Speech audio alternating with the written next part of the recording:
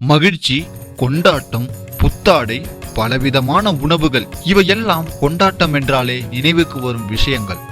ஆனால் ஒரு மன்னனையே வரவேற்க ஒரு மாநிலமே கொண்டாடும் பண்டிகையை பற்றி உங்களுக்கு தெரியுமா? ஒரு அரசனின் தன்னலமற்ற ஒரு கடவுளே வியந்து பார்க்கும் பண்டிகை எது தெரியுமா? ஆம், அதுதான் கேரளாவில் கொண்டாடப்படும் திருவோணம்.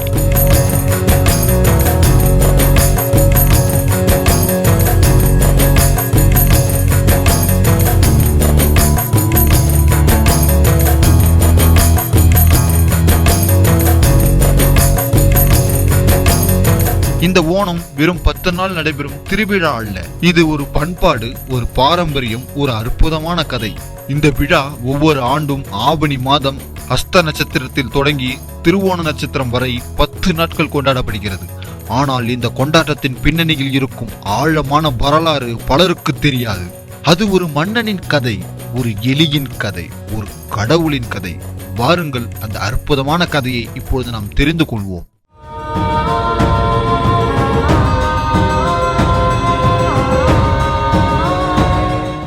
பல வருடங்களுக்கு முன் ஒரு எலி சிவபெருமானின் ஆலயத்தில் எரிந்து கொண்டிருந்த விளக்கின் திரியை தூண்டி அதை பிரகாசமாக எரிய உதவியது. அந்த ஒரு சிறிய உதவிக்காக சிவபெருமான் அந்த எலிக்கு 3 உலகையும் ஆளும் அதிகாரத்தை வரமாக கொடுத்தார். அந்த எலிதான் மறுபிறவியில் மகாபலி என்ற பெயருடன் மன்னனாக பிறந்தது. உலகையும் ஆட்சி செய்தது. மகாபலி தன் வலிமையாலும் நற்குணங்களாலும் உலகை சிறப்பாக ஆண்டு வந்தார். அவர் அசுரகுலத்தில் சேர்ந்தவராக இருந்தாலும் தன்னலமற்ற குணங்கள் கொண்டவர். அவர் தனது குடிமக்களின் மீது மிகுந்த அன்பு கொண்டிருந்தார். ஆனால் மகாபலியின் ஆட்சி தேவர்களுக்கு பொறாமை ஏற்படுத்தியது.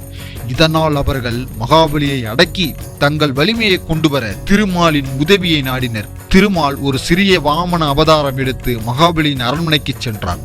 அங்கே மகாபலி ஒரு பெரிய யாகம் நடத்தி கொண்டிருந்தார். யாகத்தின் முடிவில் வாமனர் அவரிடம் 3 அடி மண் தானமாக தரும்படி கேட்டார். மகாபலியின் குருவான சுக்ராச்சாரியார் வாமனரின் சூட்சமத்தை உணர்ந்து அவர் வெறும் வாமனர் அல்ல, மகா விஷ்ணுவே, அவருக்கு தானம் தர வேண்டாம் என்று எச்சரித்தார்.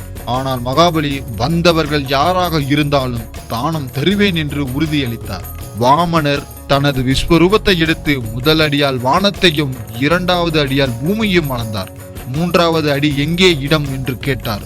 வாக்கு தவறாத மகாபலி தன் தலை மீது 3வது அடியை வைக்கும்படி கேட்டுக்கொண்டார். வாமனர் மகாபலியின் தலையின் மீது கால் வைத்து அவரை பாதாள உலகத்துக்கு தள்ளினார். அப்பொழுது மகாபலி ஒரு வரத்தை கேட்டார்.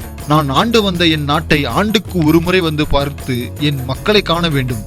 திருமால் அந்த வரத்தை வழங்கி மகாபலி ஆண்டிற்கு ஒரு முறை தன் மக்களையும் நாட்டையும் காண வருவார் என்று உறுதியளித்தார். மகாபலி மன்னன் இந்த திருவோண நன்னாளில் தான் ஆண்டு வந்த நாட்டிற்கு திரும்ப வருகிறார். அதனால் தான் அவரை வரவேற்கும் முகமாக இந்த ஓணம் பண்டிகை கொண்டாடப்படுகிறது. இன்றும் கூட கேரள மக்கள் மகாபலி மன்னனை வரவேற்க தங்கள் வீடுகளை தயார்படுத்துகிறார்கள். இந்த திருவிழாவின் முக்கிய அம்சங்கள் என்னவென்று தெரியுமா?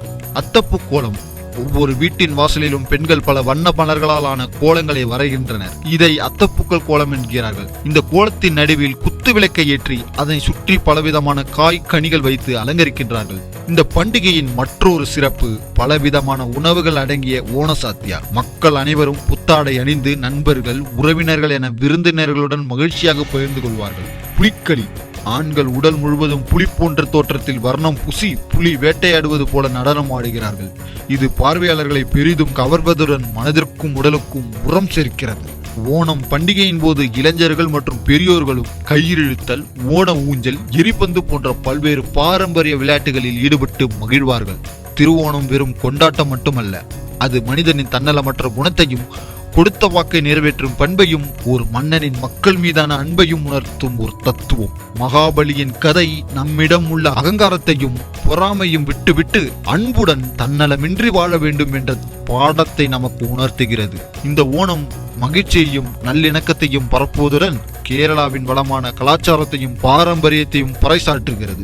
இந்த காணொளி உங்களுக்கு பயனுள்ளதாக இருந்திருந்தால் லைக் செய்யுங்கள். மேலும் இது போன்ற பண்டிகைகள் மற்றும் கலாச்சாரங்களை பற்றி தெரிந்து கொள்ள உங்கள் சேனலை சப்ஸ்கிரைப் பண்ணுங்க. உங்கள் கருத்துக்களையும் கேள்விகளையும் கீழே உள்ள கமெண்ட் பாக்ஸில் பகிர்ந்து கொள்ளுங்கள்.